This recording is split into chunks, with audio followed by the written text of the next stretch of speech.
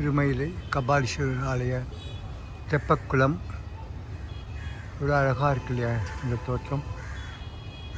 பரவாயில்லையே, வறண்டு கிடந்த தெப்பக்குளத்தில் தண்ணி எப்படி வந்ததுன்னு தெரியலையே.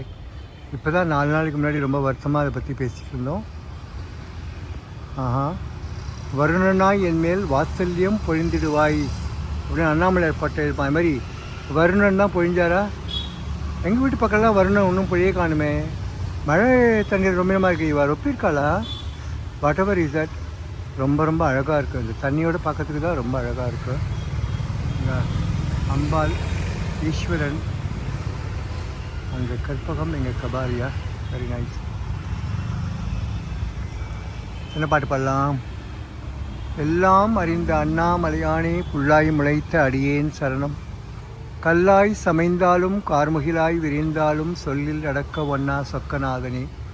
பொல்லா மாயனும் மாதிரி மனதை மயக்கையிலே வெல்லவும் விளக்கவும் முடியுமோ விஸ்வரூப ஜோதியை.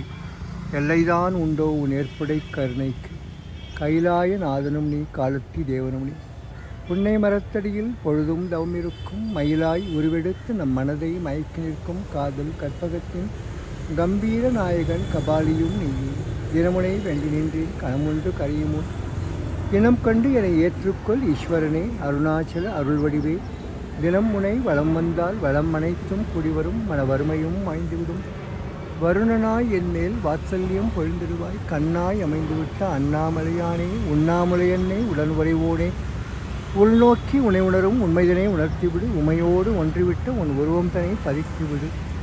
ஓதியே உச்சரிக்கும் உன்னாமம் ஜோதியே என்னுள் உறைந்திட வரிசை. அண்ணாமலையானே அனைத்தும் நீதானே.